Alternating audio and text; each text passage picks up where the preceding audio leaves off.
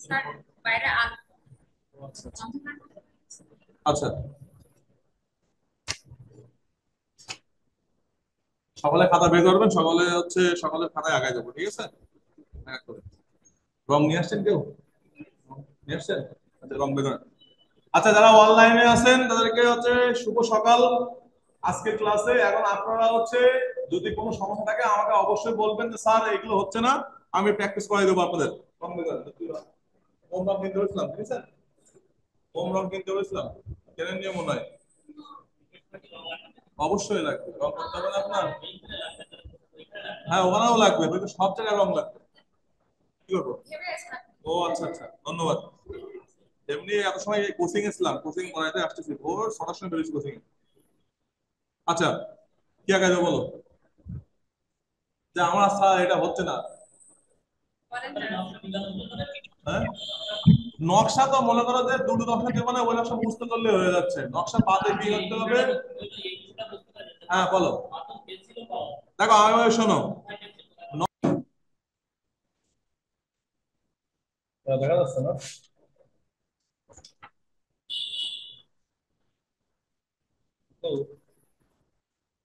Madam কি বলে? তাহলে না, তাহলে তখন তাহলে তো সমস্যা না হয়।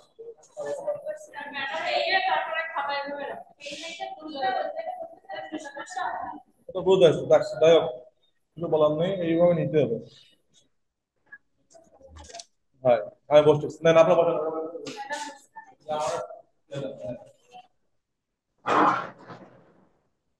এবার হবে।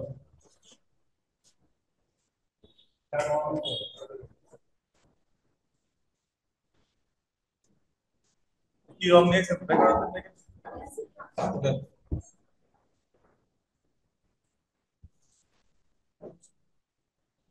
তোমার সময় খাতা কই? খাতা দাও, দাও খাতা দাও। এটা দাও। হ্যাঁ, টাকা দেবো না তো? আর আমি হ্যাঁ আমি বলেন। একটু জানতে চাচ্ছি মাথাটা কি সামনের দিক মানে অবশ্যই তো পেছনের দিক কিন্তু বোঝা যাচ্ছে না সেভাবে। হ্যাঁ হ্যাঁ, বুঝিনি। আপনি যে ছবিটা আঁকছেন এই ছবিটার মাথা মানে এটা তো পেছনের দিক কিন্তু মানে মনে মাপে হচ্ছে মাপ যে বলতে আপনি মাপ বলতে চাচ্ছেন? স্যার মাথাটা হচ্ছে পেছনের দিকে আঁকাইছেন না সামনের দিকে আঁকাইছেন এটাই। এটা হচ্ছে আপনার পিছন সাইড, পিছন সাইড, পিছন সাইড। আপনি তো বলেন সামনে সাইড দেখাইতে, সপ্তাহে সামনে দেখাচ্ছি, কোনো সমস্যা নেই, দেখেন। জি স্যার। এইভাবে হয় না, এইভাবে দেখানো যায় না, সামনে থেকে ক্যামেরা উল্টো হয়ে যায়। যাই হোক,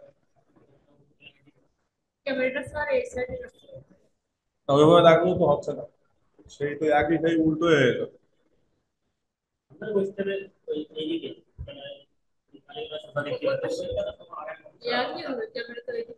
এদিক ঘোরালো যাবে, ওদিক ঘোরালো তাই হবে, একই হবে।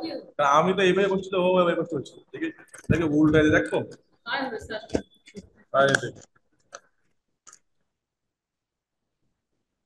হ্যাঁ, এবার ঠিক আছে, বুঝতে পেরেছি। দেন আসেন, এবার দিলে আমার দাদা কাটলে ঠিক আছে, আগা কাটলে ঠিক আছে আমার। হ্যাঁ, উল্টো হচ্ছে না, এবার উল্টো হচ্ছে না, ঠিক আছে। কিন্তু ঘটনা হয়েছে কি, এবার তো এবার খেলা দিবে।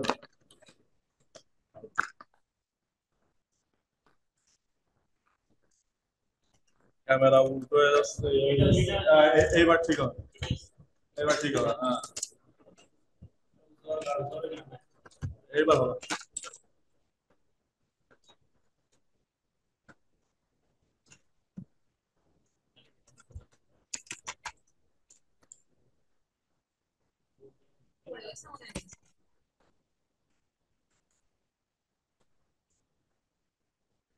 হ্যাঁ এবার হবে, এবার এবার হইলে হয়ে যাচ্ছে।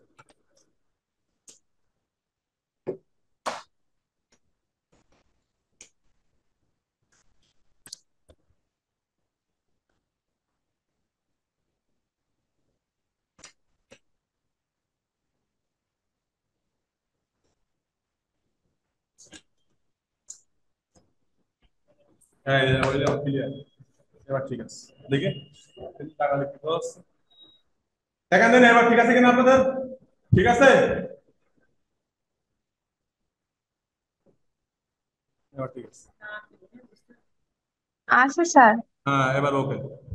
দেন দেখা দেন, দেখা দেন, এখন দেখা দেন। স্যার একটু জোরে কথা বললে ভালো হয়, কথাও স্পষ্ট শোনা যাচ্ছে না। কথা স্পষ্ট বলতে আমি কথা বলতে শুধু বলবেন যে আপনারা বলবেন আমি শুনবো, ঠিক আছে? ড্রয়িংটা আজকে মেন হচ্ছে আপনারা ড্রয়িং দেখবেন, ড্রয়িং বলবেন। এই প্যাকের মধ্যে কি এত স্যার আবার ঘুরে যাচ্ছে, আগের দিন ম্যাম মনে হয় উল্টো করে কিভাবে খাতা নিছিলেন ঘুরি নাই, আবার ঘুরে যাচ্ছে স্যার ম্যাম ওই কি বড় হয়? করতে গেলে।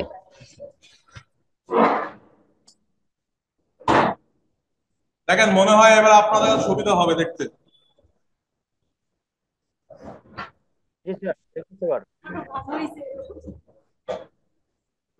আচ্ছা এবার দেখেন, আমরা তো জবা ফুল আগে আগে না, জবা ফুলের তো রং করতে হয় আমাদের, প্রত্যেকটা জিনিসের রং করা লাগে। দেখেন জবা ফুল আঁকতে গেলে প্রথমে আমরা কি করবো, আগে জবা ফুল আঁকাই নেবো। আঁকাই নিলাম। দেখেন রংটা মূলত নির্ভর করে হচ্ছে, আপনি যখন ভাববেন যে না আমি একটা রঙে শেষ করবো, তাহলে কিন্তু রং কখনো ফুটবে না। রং করতে হবে একটাতে আর একটা। যেমন কি এই হচ্ছে এটা, এটা বলা হয় কি গোলাপি, এটা হচ্ছে গোলাপি। আর এটা কি লাল। এবার দেখেন যখন আপনি শুধু লাল করবেন, তখন দেখা যাচ্ছে কি এটা জিনিসটা দেখা যাচ্ছে কি ফ্যাকাশে লাগাবে, ফ্যাকাশে মানা।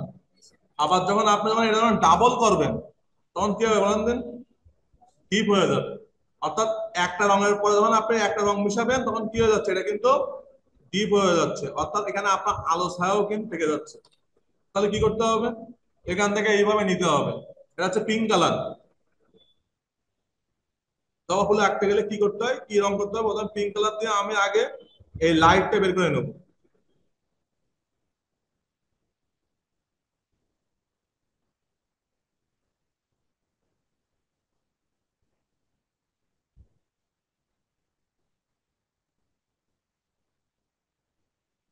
এই সেম একইভাবে প্রথমে আগে এই রংগুলো সব পিঙ্ক কালার করে নেবো।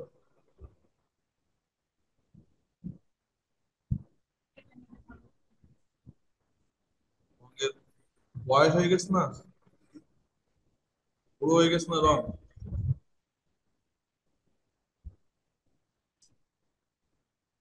স্যার ফুলের পাপড়িগুলো তো ভালো হচ্ছে না, আর একবার যদি দেখাতেন। হ্যাঁ কি বলছেন বুঝি নাই, বলেন।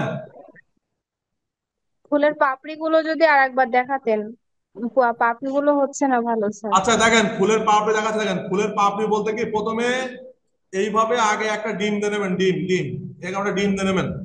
এই ডিম, এই ডিমের মাঝখান ধরবেন, ধরে একটা চাপ দেবেন, চাপ। এবার দেখেন এই এক, দুই, এই তিন, এই চার, আর এই হচ্ছে পাঁচ। তাহলে কটা ভাগ হলো, পাঁচটা ভাগ হয়ে গেছে। এবার কি করব, এখান থেকে এই একটা, এখান থেকে এই একটা, এখান থেকে এই, এখান থেকে এই, আবার এখান থেকে এই। দেখেন এটা কিন্তু একদম সহজ, মানে ডিম দিয়ে আঁকলে একদম সহজ হচ্ছে। তাহলে কি হচ্ছে, আমার একটা ফাঁকের মধ্যে থাকতেছে পাপড়িটা, মনে হচ্ছে মনে হয় একটা ফুটন্ত বা ফুল, এরকম মনে হচ্ছে। এরপর আপনি কি করবেন, এবার দেখেন এর একটা নিয়ম আছে। এই যে ঝুমকো, প্রকৃতি অনুযায়ী এই ঝুমকো যদি সোজা থাকে, তাহলে আপনার এটা হচ্ছে কি হবে, এই নিচের হচ্ছে বোটাটাও এইভাবে থাকবে। আর ঝুমকো সুতা হয়ে যদি বাঁকা হয়ে যায় প্রকৃতির কারণে, তখন কিন্তু কি হবে, এটাও এরকম থাকবে। এ কিন্তু তখন কিন্তু এইদিকে বাঁকবে না, তখন কিন্তু এ কিন্তু এইভাবে থেকে যাবে। কারণ কেন, যে হচ্ছে এটা কিন্তু যখন ভার হয়ে যায়, তখন কিন্তু আসলে কি হয়, এটা হালকা নুয়ে পড়ে, আবার বাতাস লাগলেও হালকা কি হয়, নুয়ে পড়ে। এই কারণে আবার এটা যদি আবার এইদিকেও চলে যায়, তাও কিন্তু আমরা এটা এইভাবে থাকবে। তখন কিন্তু এইদিকে তাই বলি তো আমার এইদিকে আসতে হবে, তা কিন্তু না। বেচারা যেখানে পারে যাক, কিন্তু আপনার গোড়া কিন্তু একই জায়গায় থাকবে, এই জায়গায় থাকবে। এবার দেখেন এই প্রথম কাজ হচ্ছে কি, আমি এই যে ফুল আঁকানোর পরে এই আমার প্রথমে তাই গোলাপি রং যেটা আছে ডিপ, এটা আমি কি করব, চারিদিকে আগে দিয়ে নেব। এটাকে বলা হয় সাদা, মনে করেন যে লাইট। এই লাইট রংটা দিয়ে নেওয়ার কারণে হচ্ছে কি, আমরা পরবর্তী ডিপে গেলে আমরা সহজে বুঝতে পারবো। এবার গেল। আর অনেকে প্রশ্ন করতে পারে, স্যার এই তো জবা ফুল তো লাল হয়, আপনি কেন কমলা দিচ্ছে বা গোলাপি দিচ্ছেন? মূলত দেখেন প্রত্যেকটা রঙের ভেতরে আপনার এক কোনো রং নেই। কারণ আমাদের মানুষের গায়ে দেখেন, আমরা দেখতে সাদা পরিষ্কার এবং শ্যামলা। শ্যামলা বললে বলতে কি থাকে, হালকা সাদাও থাকে কালোও থাকে, থাকে না? আবার সাদার মধ্যে কি থাকে, সাদা আবার কালোও থাকে, আবার সাদার মধ্যে কি থাকে, হালকা লালচে থাকে না? যারা যারা যারা অতিরিক্ত, যারা পরিষ্কার, তাদের গায়ে দেখবেন যে একটু টোকা মারলে কি হয়ে যায়, একটু আবার লাল হয়, আবার কি হয়, কালো হয়ে যায়। এই জন্য কিন্তু আমাদের সবগুলোর মধ্যে কি রঙের একটা বিস্তার আছে। আমাদের বলতে পারবো না যে আমাদের শরীর সাদা মানে সাদাই, তা কিন্তু না। আপনি মাটি দেখবেন, মাটিতে হাত দেবেন, উপরে মাটি দেখবেন হালকা সাদা, আবার একটু এক তলা তলা বললে তলা কি হচ্ছে, একটু লাল একটু কালো, যেটা আমরা বলি বেলে মাটি, যেটাকে আমরা বলি, বা লালচে যেটা মাটিটা বলি। এরপর আপনি যখন একসময় গিয়ে দেখবেন কি লাস্টে একবার বালি চলে আসতেছে, ঠিক ঠিক করতেছে। একই জায়গায় কিন্তু কিন্তু মাটির স্তর হিসাবে দেখেন আপনার বিভিন্ন কালার তৈরি হচ্ছে। আপনাদের এক কালার থাকতেছে না, থাকতেছে থাকতেছে না। আবার এঁটেল মাটি দেখেন কালো, আবার হালকা হালকা কি হয়, সাদাও দেখা যায়। দেখেন এই হচ্ছে আমার প্রথম কাজ, আমি হচ্ছে রংটাকে সুন্দরভাবে এইভাবে দিয়ে নিছি। বলতে পারেন স্যার এই রংটা ফাঁকা ফাঁকা। দেখেন এই রং ফাঁকা ফাঁকা মানে হচ্ছে কি, এটা লাইট শেডের ব্যাপার থাকে। সেই কারণে দেখেন এই জায়গায় হচ্ছে তিনটে বা পাঁচটা পাপড়ি আছে। এই পাঁচটা পাপড়ি আমার এক জায়গায় আছে বলে এখানে কি হচ্ছে, ডিপ। আবার চারদিকে ছড়াই গেছে মানে কি, আলো আমার চারদিকে ছড়াই আসছে, হালকা হয়ে আসছে। এবার কি করবো, এই হচ্ছে রাখলাম। এবার নেবো লাল রং। প্রথমে কাজ হচ্ছে এই গোড়াতে কাজ করা। এইবার দেখেন এরপরে আমি লাল রং দেওয়ার কারণে দেখেন রংটা দেখেন আলাদা কত সুন্দর ভাবে দেখা যাচ্ছে না? আর যদি শুধু লাল করতাম তাহলে কেমন লাগতো দেখেন। এই হচ্ছে শুধু লাল, এই। আর এটা হচ্ছে দুটো রঙের উপর রং দেওয়া। তাহলে কোনটা ভালো লাগতেছে, এইটা না এটা? উপরটা ভালো লাগতেছে।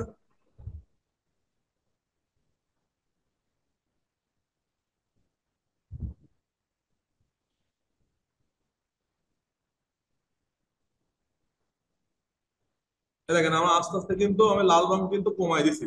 কারণ কেন, আস্তে কিন্তু লাইট পড়েছে তাই। আপনি কাছে হাতে নিলে তখন দেখতে পাবেন সম্পূর্ণ লাল, কিন্তু দূরত্বে যখন দেখবেন তখন সূর্য আলো পড়ে তখন একটা মনে হয় না যেন সাদা মনে হয়ে গেছে। এরকম থাকা লাগবে। রোগাই গেছে বয়স হয়ে গেছে, দাঁত মুখ ভেঙে পড়তেছে। এই আবার বলতে রং কিনবে না, আপনি রং কিনবেন না? তাহলে কবে কিনবেন? বয়স কি শেষে গিয়ে কিনবেন রং? এইসব কথা বললেন না, বুঝতে পারছেন? পরীক্ষা কবে হবে দেখবেন, এমন এক সময় চলে আসবে যে কালকেই পরীক্ষা। তখন বলবেন স্যার আমি কিছু পড়িনি, আমি কি করবো, পাশ করাই দিয়ে সব বাদ। হ্যাঁ, একদিন ভাত না খেলে শরীর, শরীর কি বলে যে যা তোর মাফ করে দিছি।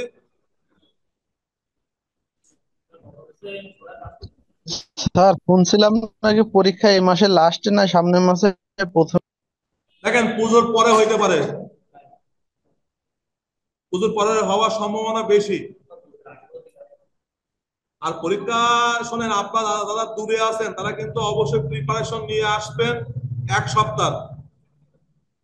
কারণ পরীক্ষা হবে এমনি অফ ডেতে পরীক্ষা হবে 3টে, আর প্র্যাকটিক্যাল পরীক্ষা হবে শুক্রবার শনিবার। কোনোভাবে যে পরীক্ষা দিয়ে মানে থিওরি পরীক্ষা দিয়ে বাড়ি চলে যাবো, স্যার আমার এই জবের সমস্যা ওই সমস্যা, এ কিন্তু কর্তৃপক্ষ শুনবে না। আগের বার কিন্তু খুব ঝামেলা হয়েছে, তার আগের বার ঝামেলা হয়েছে এই একই জিনিস থেকে।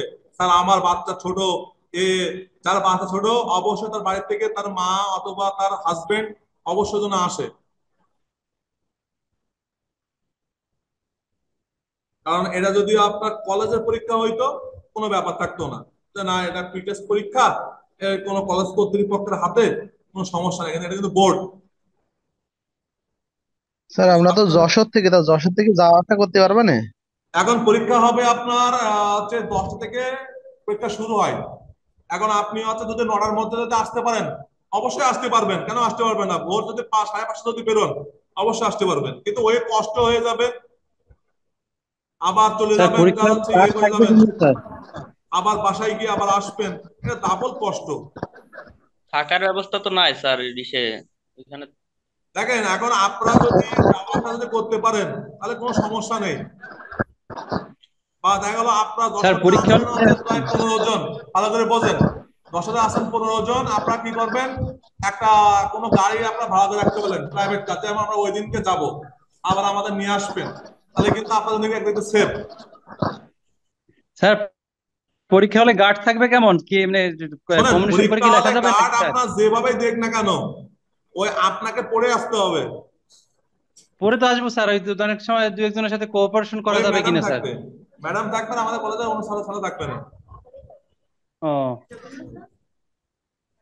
আমি পরীক্ষার সময় থাকি না। ঠিক আছে স্যার, এই জন্য তো নতুন নতুন ভয় করে না স্যার যে কি অবস্থা না কি। আমি থাকি না, একটু ম্যাম সবার থাকলে সাথে কোঅপারেশন থাকলে আর সমস্যা নাই গার্ডই স্যার। দেয় না। স্যার ওইখানে থাকার ব্যবস্থা আছে? স্যার ওই যে শীট নিছি ওই শীট গুলো থেকে তো আসবে না স্যার? মানে আমার আমার ছেলে মেয়ে, আমার আজ পর্যন্ত আমার কোনো ছেলে মেয়ে আজ পর্যন্ত আমার কলেজের কেউ কোনো দুর্নীতি করেনি। কিন্তু ওই যে ক্রিয়েটিভ আছে না, ক্রিয়েটিভ ছেলে মেয়ে আছে, দেখবা যে বাথরুমে গিয়ে ওদেরই কর্তৃপক্ষ মানে যে মালিক, সে গিয়ে নকল রেখে আসবে বাথরুমে, গিয়ে বলে আসবে নকল নিয়ে আসো, হ্যাঁ দেখে দেখে লেখো, একদম ওপেনলি আমার সামনে বল। কিন্তু ওই আমারে ও কার্ড দিতে দেয় না একটা কারণে, ওই আমি খাতা কেড়ে নেই, এক্সেল করে দেয়, এই জন্য আমার কাছে গার্ড দিতে দেয় না। মাঝে আমার হাতে ডাবল জ্ঞান জাম হয়েছিল, আমার তো গার্ড দিতে পরের দিন আমার গার্ড দিতে দেবেই না। আমার বলিছে, আমার ওখানকার কলেজের প্রিন্সিপাল আমার বলিছে যে হচ্ছে আপনার কোনো গার্ড নেই। কেন গার্ড নেই, ওই আমি পরে বুঝতে পারছি যে হচ্ছে আমার, তারপরে আমার এই কলেজ কর্তৃপক্ষ আমি বললাম, এরপর দেবেন কালো, হালকা করে সেটা বলে দেবেন। স্যার স্যার বলেন, আমরা যে 5টা শীট নিছি ওই শীট থেকে আসবে তো প্রশ্ন? দেখেন আপনাদের যা পড়াইছি ওর থেকেই আসা যাওয়া করবে। স্যার যা পড়াইছি মানে আমি তো পরে ভর্তি হয়েছি, কি পড়াইছেন সেগুলা তো ইয়ে করি নাই, আমি ওই শীট গুলো নিয়ে আসছি ওই 5টাই। এই শীটে যা আছে ওইগুলোই আমি পড়াইছি।